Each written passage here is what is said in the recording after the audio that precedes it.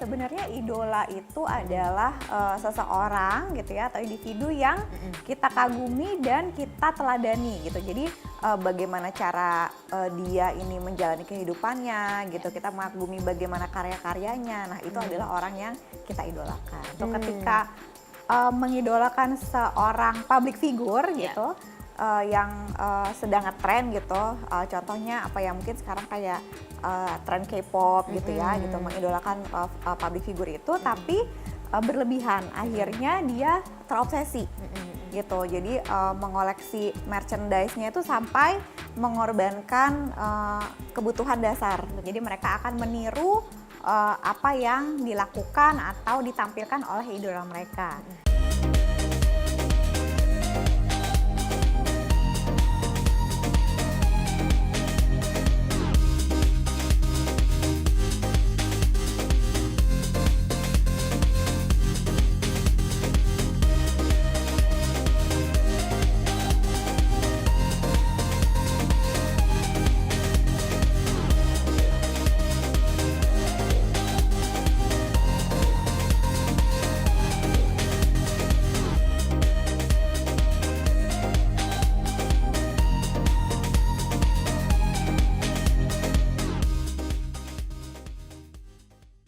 Hai Bunda-Bunda, bertemu lagi di persembahan untuk Bunda, Bunda Cerdas Keluarga Bahagia.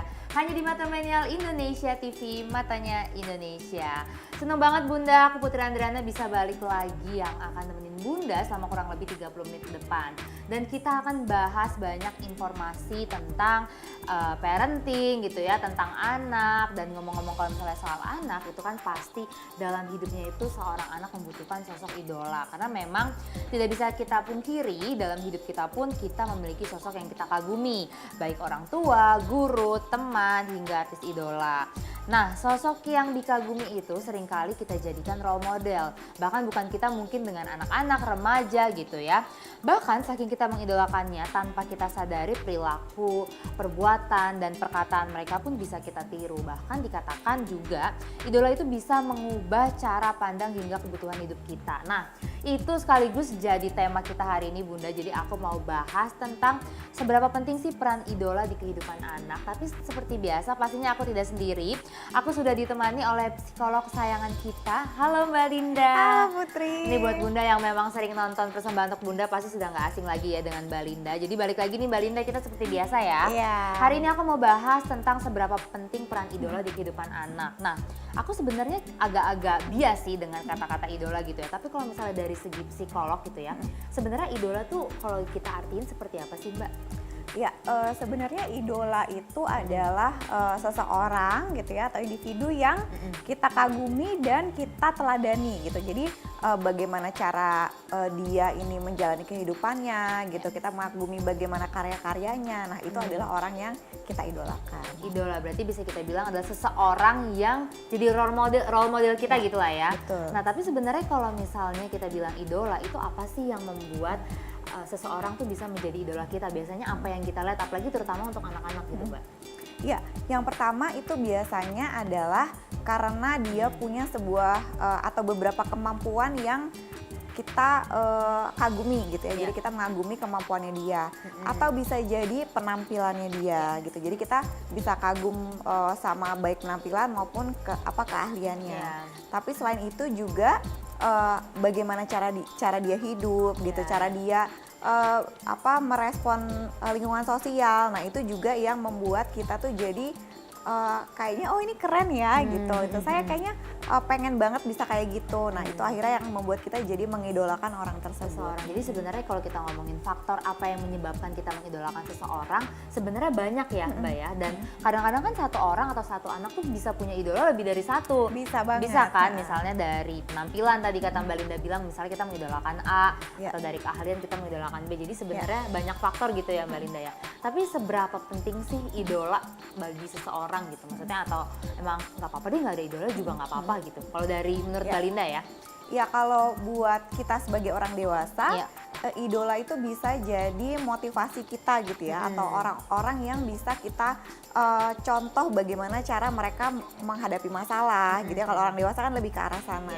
Tapi kalau buat anak-anak, idola itu penting karena itu adalah orang-orang yang akan mereka tiru gitu, yang akan mereka sangat ingin sekali tiru. Makanya kenapa sebaiknya idola anak-anak itu adalah orang tuanya sendiri gitu, karena jadi orang yang selalu mereka lihat, jadi mereka bisa menirunya tuh lebih terpantau gitu ya oleh orang tua. Jadi kan orang tua tahu nih apa yang dicontohkan oleh orang tua, nah itu yang akan ditiru oleh anak-anaknya. Iya, berarti memang paling dekat adalah peran orang tua ya. Atau mungkin orang-orang yang memang sehari-harinya tuh ada di lingkungan anak-anak itu paling penting ya, kayak guru. Sekali. Tapi kan kadang-kadang kita nggak bisa menghindari ya Mbak, maksudnya nggak bisa semua orang kita jadikan idola. Mungkin ada hal positif dan negatif yang harus dihindari anak. Nah biasanya gimana sih cara orang tua nih ngefilter anak supaya tidak mengidolakan sosok yang negatif lah ya dalam tanda kutip gitu? Iya, nah karena anak-anak ini kan belum punya kemampuan critical thinking yang berkembang dengan baik gitu, makanya peran orang tua itu penting banget kayak kata Putri tadi. Jadi orang tua perlu mengarahkan dan memfilter gitu ya figur-figur yang cocok untuk diidolakan oleh anaknya. Gitu. Jadi misalnya nih anak mengidolakan seseorang karena tampilan fisiknya gitu. Nah itu kita perlu tanya ke anak gitu, apa yang membuat kamu tertarik sama dia? Gitu. Oh karena dia atletis misalnya, dia suka sama atlet gitu. Aku pengen badannya kayak atlet itu. Oh oke, berarti kamu perlu apa? Perlu rajin olahraga dan sebagainya. Nah itu yang kita bisa manfaatkan. Nah supaya tidak terjebak ke cara mengidolakan yang salah atau ke orang-orang yang salah, maka orang tua juga perlu membatasi. Misalnya orang yang diidolakan oleh anak itu adalah figur yang tidak sesuai gitu ya dengan value keluarga atau dan sebagainya. Nah kita bisa menyampaikan kepada anak bahwa ada loh yang lain yang juga bagus. Jadi kita jangan langsung itu mah jelek deh, kamu jangan mengidolakan dia gitu. Anak pasti akan merasa, loh kenapa, aku kan suka gitu. Tapi kita bisa memberikan pembanding gitu. Nah, ini juga bagus loh deh, coba ya nanti kita promosiin nih si idola pembandingnya gitu. Jadi supaya anak tidak terarah ke yang tadi yang tidak sesuai. Itu karena memang lagi-lagi namanya anak sama orang dewasa, mungkin cara kita ngasih taunya juga beda ya Mbak Linda. Kalau misalnya kita terlalu keras ngelarang yang benar-benar nggak boleh, anak kadang-kadang malah makin ngelawan gitu. Tapi kalau misalnya kita ngasih taunya dengan cara pembanding, aku setuju banget sih tadi. Mungkin jadi anak tuh agak kebuka gitu ya pikirannya. Oh ternyata sesimpel cara berpakaian deh misalnya ya. Betul. Oh ternyata cara berpakaian yang A ini lebih baik daripada yang B gitu ya. Berarti itu ya Bunda yang perlu dicatat adalah kita bisa memfilternya itu dengan cara komunikasi pasti yang pertama. Terus dengan cara apa kita nggak bisa melarang keras, mungkin sesuai dengan karakter anaknya masing-masing, tapi kita bisa memberikan pembanding idola yang lebih baik. Nah, karena memang sosok idola ini kan penting ya dalam hidup. Tapi aku pengen tahu deh sebenarnya seberapa besar sih Mbak Linda peran idola tuh bisa membentuk kepribadian seseorang? Ya sebenarnya bagi setiap orang impactnya beda-beda ya Put gitu. Ada orang yang memang saking ketika dia kontrol dirinya kurang gitu ya, tidak nyaman dengan dirinya sendiri, kurang percaya diri dan sebagainya, figur idola itu menjadi dominan buat dirinya sendiri gitu. Nah yang bahaya adalah ketika itu membuat dia jadi kehilangan dirinya sendiri gitu, karena apa-apa pengennya sama kayak idolanya. Akhirnya dia kehilangan identitas dirinya sendiri.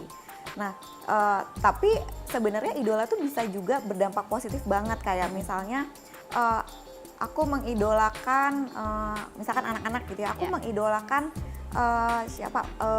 Maudy Ayunda gitu misalnya gitu. Kenapa? Karena dia berprestasi dengan bagus gitu ya di secara pendidikan. Oke, lalu bagaimana supaya kamu bisa seperti Maudy Ayunda?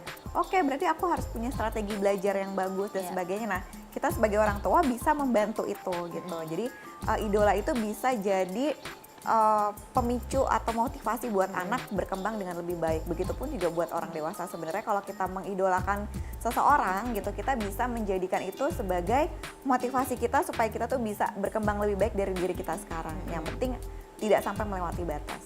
Karena memang ternyata segitu pentingnya ya, bahkan bisa merubah identitas diri seorang anak ya. Apalagi kalau anak-anak kan mungkin karakternya masih lemah ya. Mbak Linda masih mencari nih dia mau kemana gitu jati dirinya. Jadi gitu Bunda ya, sebegitu pentingnya peran idola dalam hidup kita, terutama untuk anak-anak. Karena seperti yang Mbak Linda bilang, kalau misalnya memang terlalu mendalam, mungkin terlalu fanatik, bukan hanya bisa merubah kepribadian seorang anak, tapi bisa mengubah identitas anak. Dan itu yang patut kita waspadai ya Mbak Linda. Karena kalau misalnya konotasinya ke positif sih it's okay. Iya. Takutnya justru yang diambil tuh yang negatifnya gitu ya.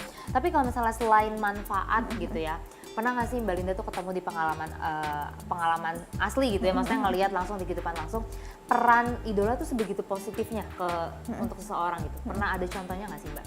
Ada tentunya gitu ya, anak-anak yang ini adalah anak yang sebegitu mengidolakan ibunya.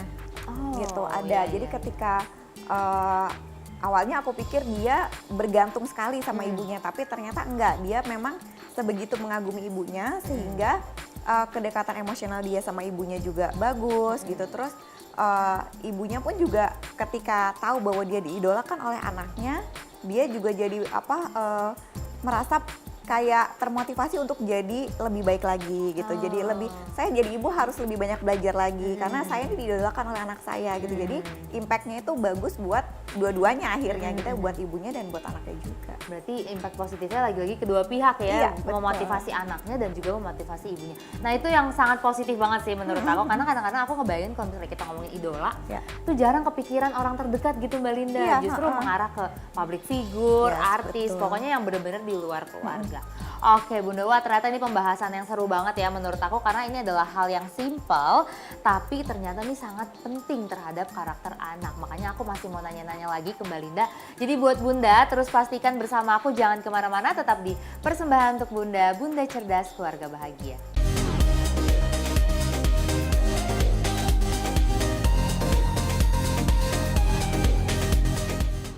Hai Bunda, masih bersama aku Putri Andriana dan juga Mbak Linda, tentunya di Persembahan untuk Bunda, Bunda Cerdas Keluarga Bahagia. Dan aku masih mau melanjutkan pertanyaan aku seputar seberapa penting peran idola di kehidupan anak. Kalau tadi kan sebelum break segmen aku udah nanya ya ke Mbak Linda, ada nggak sih contoh pengalaman pengalaman asli gitu ya, maksudnya manfaat positif dari mengidolakan seseorang. Nah aku sekarang pengen nanya yang negatifnya. Pernah ketemu nggak sih Mbak Linda yang impactnya tuh sebegitu parahnya gitu ke anak? Iya, ada tentunya Ada ya ya? Put ya. Jadi ini tidak hanya di anak gitu, bisa jadi banyak di remaja juga gitu. Ketika mengidolakan seorang public figure gitu, yang sedang ngetren gitu. Contohnya apa ya, mungkin sekarang kayak tren K-pop gitu ya, gitu mengidolakan public figure itu, tapi berlebihan. Akhirnya dia terobsesi gitu. Jadi mengoleksi merchandise-nya itu sampai mengorbankan kebutuhan dasar. Betul. Gitu. Jadi kayak rela makan yang tidak bergizi supaya dia punya uang untuk membeli merchandise gitu. Itu kan berarti sudah tidak sehat. Terus juga yang tidak sehat lagi berikutnya adalah menganggap bahwa idolanya itu adalah manusia sempurna. Gitu. Jadi tidak lagi bisa melihat bahwa idolanya ini adalah manusia biasa yang tentunya juga punya ranah kehidupan pribadi ya, yang punya kekurangan dan sebagainya. Jadi ketika suatu hari si idolanya ini kena kasus gitu ya, adalah seorang artis Korea gitu ya yang diidolakan, kena kasus, dan ini ada salah satu klien aku yang sebegitu mengidolakan. Nah ketika si idolanya ini kena kasus, dia nggak terima. Gitu, nggak terima, dan sedihnya berlebihan, seakan-akan permasalahan itu juga menimpa dia, menimpa inner keluarganya dia gitu ya. Padahal kita nggak pernah tahu kan sebenarnya apa sih yang terjadi, bagaimana kehidupan pribadi realnya dia kan kita nggak tahu. Karena yang kita lihat dari idola kita di layar kaca ya itu adalah tampilan yang sudah di set up. Betul. Gitu kan, yang memang sudah dikondisikan untuk ada skenarionya lah ibaratnya gitu. Jadi ketika mengidolakannya sudah berlebihan, maka kita jadi nggak bisa menerima bahwa idola kita itu juga sama kayak kita loh gitu, ada kekurangannya. Nah itu yang bahaya sih. Ya betul, aku setuju banget sih Mbak Linda. Ini ngomong-ngomong Korea, memang sekarang kan lagi hype banget ya. Iya. Atau kita nyebutnya Korean Wave gitu ya. Korean Wave. Betul, dan menurut aku ini ada lagi salah satu another level dari fanatik itu adalah seseorang itu menuntut idolanya harus seperti yang mereka mau gitu kan. Betul. Padahal benar kata Mbak Linda tadi, bagaimanapun meskipun mereka idola, public figure, pada dasarnya adalah mereka manusia, punya kesalahan kayak kita juga gitu ya. Kadang-kadang kita mau dituntut aja suka kesel kan ya Mbak Linda, gimana mereka yang dituntut satu Indonesia apalagi satu dunia gitu. Dan tapi aku penasaran nih ngomongin soal Korea emang lagi hype banget. Dan aku benar tuh yang kata Mbak Linda tadi, aku juga sering nemuin di lingkungan aku kayak mereka sampai menghabiskan uang untuk beli merchandise, beli tiket, intinya memaksakan lah ya. Tapi sebenarnya apa sih Mbak yang bisa bikin seseorang sebegitu fanatiknya? Apakah memang lagi hype di publik kah gitu, maksudnya lagi banyak nih, lagi rame jadi ikut-ikutan FOMO gitu ya bahasanya, atau kayak gimana biasanya Mbak? Ya, yang pertama adalah ketika ada kesempatan buat ketemu sama idolanya gitu, meskipun entah itu dari jauh sekali gitu ya, atau bisa berpartisipasi dalam event yang idolanya tuh hadir gitu. Itu tentunya sangat membuat para fans ini itu excited banget gitu.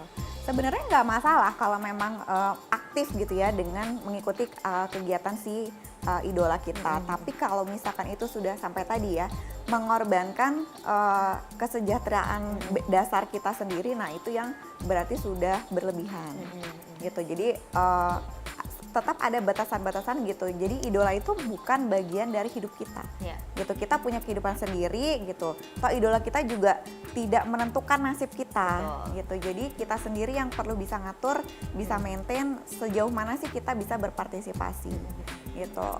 Wajar banget kalau kita pengen ketemu idola kita, tapi ya itu jangan sampai keinginan itu akhirnya mengorbankan hal-hal yang sebenarnya lebih basic dan lebih penting. Mungkin yang dikejar itu rasa puas juga kali ya Mbak Linda. Jadi ketika pengen sesuatu terus didapet, terus ada rasa kepuasan sendiri, akhirnya lagi besok-besok pengen lagi kayak gitu. Padahal mungkin kita tuh cuma satu di antara sejuta orang yang juga udah ketemu idola dan segala macam ya, cuman lagi-lagi berlebihan.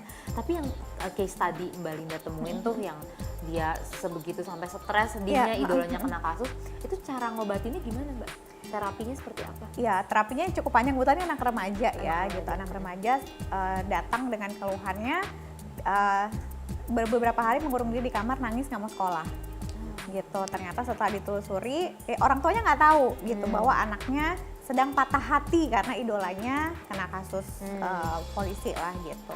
Jadi setelah ditelusuri ternyata itu penyebabnya, dan akhirnya ya yang diproses adalah bagaimana dia menanggulangi kesedihannya, terus membuat melatih anak remaja ini untuk bisa setting boundaries gitu ya, atau punya batasan diri gitu, mana yang memang masih berada dalam area yang bisa dia kontrol gitu, mana ada area yang tidak bisa dia kontrol, yang memang ya sudah kondisinya seperti itu, kita nggak bisa apa-apa gitu. Nah seperti itu. Terus juga melatih dia untuk bisa melihat realita gitu ya, batasan-batasan ini mana yang masih realistis gitu, bukan mana yang realita tuh dalam arti bukan mana yang halusinasi dan real gitu ya, enggak, tapi mana yang ini masih realistis untuk dilakukan, mana yang ini sebenarnya tidak perlu loh gitu. Jadi level wajar dan tidak wajar mungkin gitu ya.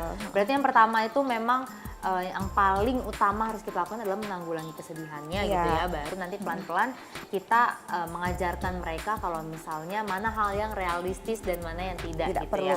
Ya betul.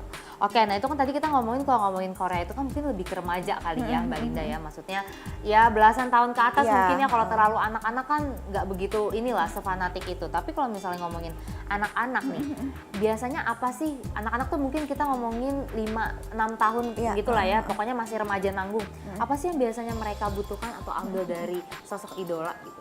Yang pasti yang pertama adalah mereka niru tampilan gitu ya, niru tampilan, terus niru gayanya gitu. Kalau misalkan yang ditiru adalah penyanyi gitu ya, itu yang ditiru adalah cara dance-nya gitu, cara berpakaiannya, cara menyanyinya. Cuman kalau untuk cara hidup, kalau untuk anak-anak mereka belum sampai sedalam itu gitu. Jadi masih lebih ke tampilan luar. Ketampilan luar gitu. Ya, mungkin cara berbicara gitu iya, kali ya, adalah betul. hal-hal yang masih mereka pelajari lah umur-umur segitu kan, kalimat-kalimat, iya, gesturnya bagaimana. Gesturnya, betul. Jadi benar-benar yang sering mereka temuin orang tua atau mungkin keluarga lah ya di rumah itu adalah bisa dibilang secara tidak langsung role model mereka gitu ya. Betul. Mungkin kalau dibilang idola belum tentu sebenarnya mereka mau seperti itu, tapi karena tiap hari ngeliat orang-orang kayak gitu, mau nggak mau jadi role model gitu ya. Betul. Ya, memang ini benar-benar harus di-highlight banget Bunda, apalagi yang idola tadi nih, mumpung masih anak-anak gitu ya. Kalau Bunda punya anak yang masih anak atau remaja masih bisa dikontrol, lebih baik dikontrol gitu, karena kalau misalnya terlalu berlebihan juga tadi yang kayak contoh Mbak Linda itu menurut aku sih cukup menyeramkan ya Mbak, sampai sedih berlarut nggak mau sekolah, mengurung diri. Aku tuh mikirnya impactnya nanti 5-10 tahun ke depan takutnya akan berkepanjangan dan bisa. kebiasaan. Tapi kalau ngomongin soal batas normal, ada nggak sih Mbak batas wajar atau normal nih yang bisa kita gambarkan? Oh, ini normal nih kita mengidolakan seseorang atau yang berlebihan atau gimana, ada batasnya nggak sih Mbak? Ya, rambu-rambunya kurang lebih ya itu tadi ya, kita bisa melihat bahwa idola kita ini adalah manusia biasa yang mungkin saja punya kesalahan gitu dan tidak kesempurna gitu ya. Jadi ketika idola kita melakukan hal yang kita tidak expect gitu, kayak misalnya idola kita makan di warteg gitu ya, di pinggir jalan gitu, terus kita kayak, loh dia kan harusnya makannya di tempat yang restoran gitu. Nah itu ya kita perlu bisa menerima itu bahwa ya dia punya kehidupan pribadi, itu yang pertama. Yang kedua, apakah bagaimana cara kita mengidolakan itu mengganggu kehidupan pribadi kita gitu. Kalau sampai mengganggu berarti itu sudah tidak wajar gitu. Terus yang berikutnya adalah apakah cara kita mengidolakan itu sampai perlu mengorbankan kebutuhan-kebutuhan dasar kita gitu. Atau melebihi kemampuan lah itu ya yang paling nggak boleh, karena kalau misalnya kayak kita ngomongin tadi nih beli merchandise, beli tiket konser segala macam, ya kalau kita mampu sih sebenarnya nggak apa-apa ya Mbak ya, kalau kita ada uang lebih. Tapi kalau kita memaksakan atau bahkan kita mengorbankan kebutuhan-kebutuhan lainnya, nah mungkin itu yang bisa dibilang melebihi batas normal. Betul, gitu. Dan di sini Bunda, peran orang tua itu sangat penting banget, selain memfilter tapi juga mengontrol, tapi bukan berarti harus keras terhadap anak, lagi-lagi harus bisa berkomunikasi dan menyesuaikan dengan karakter anak. Nah, aku masih mau ngebahas lagi karena masih ada beberapa pertanyaan lagi yang mau aku tanyain ke Mbak Linda. Jadi kalau Bunda masih kepo ya, jangan kemana-mana, tetap di persembahan untuk Bunda, Bunda Cerdas Keluarga Bahagia.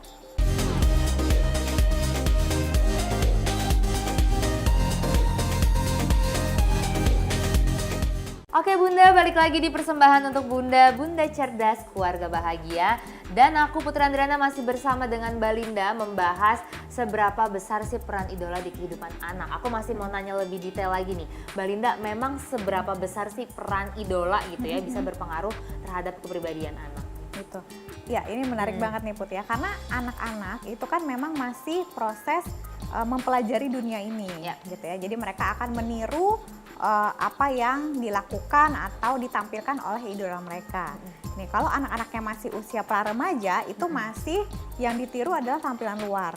Nah problemnya adalah ketika sudah memasuki masa remaja nih, kan masa-masa mereka mencari identitas diri mereka. Saya di lingkungan sosial ini saya adalah orang yang seperti apa sih, saya tuh tempatnya di mana dan sebagainya.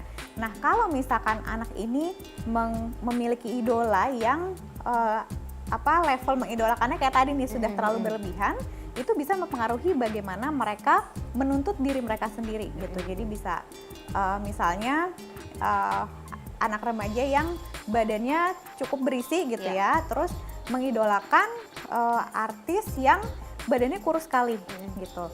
Nah menurut dia orang yang ideal itu yang seperti idolanya. Nah itu yang akhirnya membuat dia akhirnya memaksakan diri untuk saya harus kayak gitu dengan berbagai cara yang bisa jadi nggak sehat gitu. Terus dia jadi sulit untuk mencintai dirinya sendiri karena merasa bahwa kok saya sama idola saya terlalu jauh gitu ya, gapnya gitu. Terus juga tentang pencapaian hidup gitu, kok idola saya dulu pas seumur saya sudah bisa ABCD sedangkan saya masih seperti ini, padahal kan kehidupan orang tuh beda-beda gitu. Nah itu yang bisa mempengaruhi perkembangan seorang anak untuk menemukan dirinya gitu. Jadi seberapa pengaruhnya balik lagi ke identitas dirinya ya. Cuman mungkin sebenarnya positif ya kalau contoh Mbak Linda tadi, mungkin dia mau menguruskan badan gitu ya. Cuman kan balik lagi caranya seperti apa, takutnya demi mencapai seperti idolanya tapi cara-cara yang dilaluinya itu salah dan bahkan berdampak negatif ke anak, dan itu yang bahaya. Tapi kan kadang-kadang kita kalau ngomongin idola nih Mbak, itu kan agak susah ya. Orang tuh namanya idola berarti senang banget, ngefans banget, fanatik banget, berarti cara ngasih taunya tuh juga berbeda gitu ya. Nah dari Mbak Linda tuh ada tips nggak sih mungkin biar Bunda di rumah atau orang tua cara memberitahu anak tuh seperti apa? Iya, jadi kalau ayah bunda di rumah kalau misalkan mau menegur anak kita gitu ya, kalau kita lihat anak kita sudah kayaknya nih sudah tidak sesuai jalur nih gitu. Yang pertama adalah jangan pernah mulai dengan menyalahkan idolanya gitu, atau menyalahkan cara mereka mengidolakan si figur tersebut gitu, karena bagi mereka kan ini idolanya ini adalah figur sempurna ya gitu. Kalau kita bilang bahwa idola kamu tuh nggak bagus, kamu jangan ngidolain dia, itu udah pasti anak akan langsung menutup diri tuh, udah langsung blocking, pasti nggak mau. Jadi berikutnya malah orang tuanya jadi nggak bisa masuk lagi gitu kan. Nah jadi masuknya adalah dengan kita tanyakan apa sih sebenarnya yang dirasakan oleh anak gitu, apa yang dia inginkan, apa yang dia harapkan gitu, dan apa yang jadi kekecewaannya dia gitu. Nah itu dari situ kita bisa bantu anak untuk merefleksikan kembali tentang dirinya sendiri dulu gitu. Ketika dia sudah mulai bisa merasakan bahwa oh iya ternyata saya nggak nyaman ya gini, ternyata saya pengen kurus itu bukan karena pengen sehat, tapi karena saya merasa bahwa harusnya saya punya badan sekurus itu. Nah itu kan berarti tujuannya aja udah salah gitu kan. Nah itu yang akhirnya nanti kita bisa pelan-pelan masuk ke sana. Baru setelah itu nanti dengan sendirinya anak akan belajar untuk bisa lebih realistis dalam mengidolakan si figur itu gitu, bahwa oh oke, dia adalah orang yang saya kagumi dari sisi karyanya misalnya. Terus akhirnya jadi bisa melihat bahwa oh idolanya juga ada individu yang berbeda dengan saya, jadi saya juga nggak harus sama kok kayak dia gitu. Nah itu nanti pelan-pelan akan bisa ke sana. Berarti memang balik lagi cara berkomunikasinya ya, Ya. Mbak Linda. Dan ini bener banget buat ayah bunda. Yang pertama, jangan menyalahkan idolanya. Karena lagi-lagi yang aku bilang tadi, namanya idola, role model, kita nganggap mereka tuh adalah 100% manusia yang sempurna. Jadi kalau misalnya disalahin, malah bisa jadi anak menutup diri ya. Jadinya nanti nasihat-nasihat dari orang tuanya tuh justru bukannya malah masuk, tapi malah mental. Iya betul. Oke, tapi kalau misalnya kita ngomongin mengidolakan seseorang, pasti kan ada positifnya gitu ya, ada negatifnya. Tapi kalau misalnya menurut Mbak Linda nih, lebih baik kita mengidolakan seseorang, tapi mungkin berlebihan, atau tidak sama sekali kita punya idola, kita nggak punya role model gitu menurut Mbak Linda? Sebenarnya kita nggak harus ya, nggak harus punya idola, tapi kita tuh dalam hidup pasti punya figur-figur yang kita kagumi gitu. Jadi sebatas kagum aja, nggak sampai yang mengidolakan gitu. Kalau mengidolakan kan kita berusaha ngikutin bagaimana sih perkembangan hidupnya dan sebagainya. Jadi nggak apa-apa nggak punya idola, yang penting adalah kita bisa mengagumi orang-orang yang tepat gitu. Jadi kalau anak kita nggak punya idola gitu, atau dia tidak mengekspresikan bahwa saya mengidolakan ini, saya pengen jadi kayak siapa gitu. Biasanya anak-anak kalimatnya gitu, aku pengen kayak mama gitu, aku pengen kayak tante Putri misalnya gitu. Jadi kalau misalkan dia mengidolakan, maka kita kasih pagar ya gitu ya, kasih jalur yang tepat. Tapi kalau memang mereka tidak mengekspresikan bahwa mereka mengidolakan seseorang, nggak apa-apa, tapi kita bisa tanyakan ke anak pendapat mereka tentang figur-figur yang kita rasa baik gitu, untuk mereka kagumi gitu. Jadi berarti mereka terinspirasi. Betul, karena memang level idola juga tadi beda-beda ya, tanpa kita sadari mungkin kita nggak mengakui kalau kita mengidolakan seseorang, tapi secara tidak langsung kita menjadikan hal-hal positif dia itu jadi role model kita, atau paling nggak jadi itulah goals gue nih nanti gitu ya, goals aku ke sana gitu. Jadi memang tanpa kita sadari sebenarnya pasti ada nih bunda satu atau dua orang yang mungkin kita jadikan role model meskipun kita tidak mengidolakannya secara fanatik. Jadi memang lebih baik adalah segala sesuatu yang tidak berlebihan, intinya gitu ya Mbak Linda, termasuk mengidolakan seseorang. Karena kita harus sadar juga kalau misalnya tidak bisa semua orang itu sama seperti kita, pun sebaliknya kita tidak bisa 100% sama dengan orang lain. Nah tapi nih bunda, kalau misalnya memang ada seorang anak nih Mbak Linda yang sudah terobsesi banget dengan seorang idola, itu benar-benar bisa disembuhkan. Maksudnya bukan disembuhkan ya, diterapi gitu ya, sampai benar-benar 100% hilang itu bisa? Atau nggak akan bisa sepenuhnya kita buat mereka tidak mengidolakan lagi gitu? Bisa, tapi tujuan dari terapinya itu bukan supaya dia tidak mengidolakan lagi, tapi supaya dia bisa mengidolakan figur tersebut dalam batas-batas yang wajar gitu. Jadi kalau misalkan ayah bunda di rumah melihat bahwa kok anak saya kayaknya sudah mengidolakan sosok figur ini terlalu berlebihan sampai tadi ya mengorbankan kepentingan pribadi gitu, terus batas-batasan kesehatan diri, hal-hal pokok kepribadian dan sebagainya, dan merasa bahwa kok saya nggak tahu nih harus gimana, baiknya segera dicarikan bantuan yang lebih profesional gitu, supaya ya tadi ya yang Putri sempat bahas, karena ini bisa berdampaknya tuh panjang, maka kalau bisa sedari dini kita intervensi itu akan jauh lebih mudah dan lebih baik.